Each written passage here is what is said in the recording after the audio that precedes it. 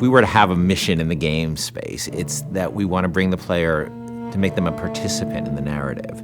By bringing this character, Elizabeth, into the game, by having her with you pretty much for almost the entire game, we knew that if we didn't get her right, the game wouldn't be right. And she really is the emotional center of the game. This character, Elizabeth, she comes from a pretty dark place.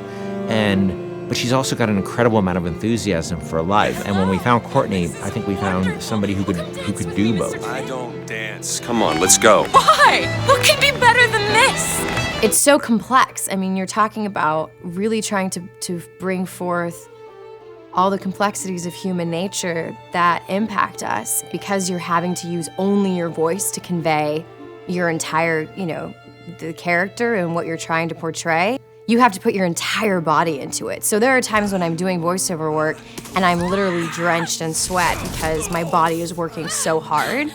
Hey! Knock it off! Stop it! Will you stop it? I'm not here to hurt you. Who are you? My name is DeWitt. I'm a friend. I come to get you out of here. Get away!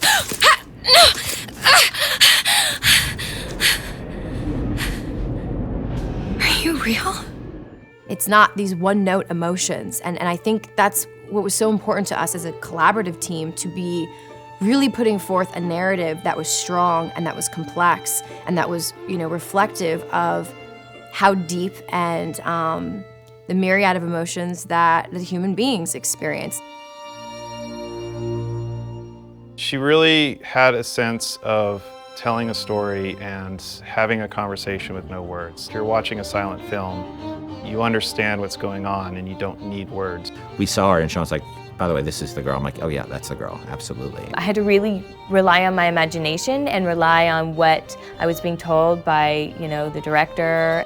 Weird for me to see myself, literally, every movement that I did. Yeah. I mean, I see myself in it. I mean, it might not be my face, but the thing is she's actually in a world. When I did it, I was in an empty room. Yeah. They put me out into this giant sort of basketball court, it looked like, with stuff taped out on the floor that was sort of the imaginary, world. She had to do a lot of physical things that I probably wouldn't do in my everyday life, kicking some butt and, with a bat and beating the hell out of something. It just started to feel like it was my voice, I just really started to connect with it physically, and this voice was all one. I don't understand, how could we get there? The incredible voice acting and the incredible motion capture acting was the most useful and inspiring element that we could have had for Elizabeth. Liz will follow you around the world, and if you decide that you don't want to go where she thought you were heading, she can handle that really, really cleverly. She will stop if you stop. She will keep running if you decide that you're not interested in what you're doing here.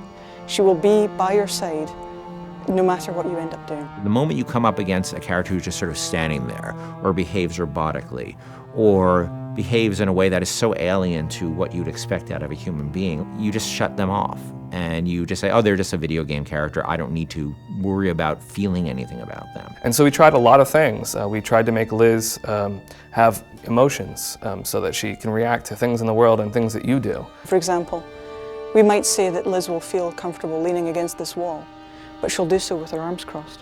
And she'll do so with her back slightly turned towards you. And that difference of just a few degrees is enough to make the player feel that they're really in the doghouse. You're going to see her all over the place. You're going to see her on giant billboards in, New York and LA, and you're going to see her on TV ads.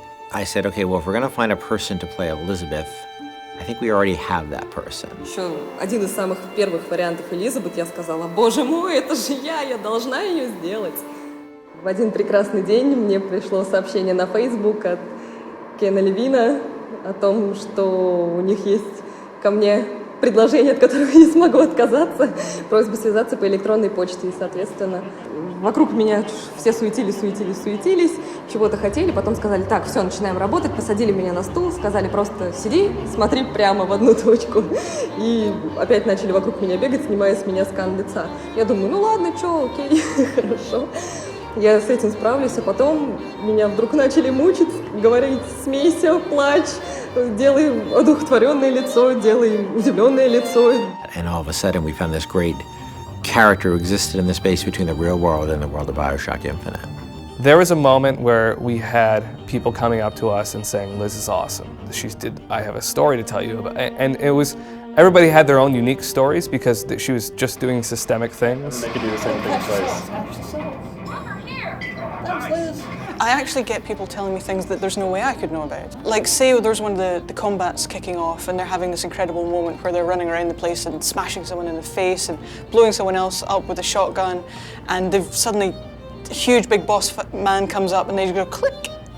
Oh no. And then suddenly from the side, Liz goes, Booker, over here! You press the button, she throws it, you grab it and just go boom! And they come up to me and go, and it was amazing! I was like, yeah, me and Liz, we're gonna kick ass, we're gonna, nothing we can't do. That's right. Even if we just break that barrier sometimes, where people feel she's a friend or somebody going through this experience with them, then that would be very exciting for me. I really hope people fall in love with her. I fell in love with her. I forget she's not a real person sometimes, and I know Courtney really well, and I forget sometimes that that's Courtney's voice, and that's Heather's motion, and that's the team's other work, and she becomes a real person to me many times. And I think the reason we call her Liz internally is because she became a real person to us in a lot of ways. Elizabeth has been locked in her tower for however many years it was, and now instead she's going to be released from her secondary tower, which is our studio, and let loose in the world for real. And that's just an incredible feeling. Let's go!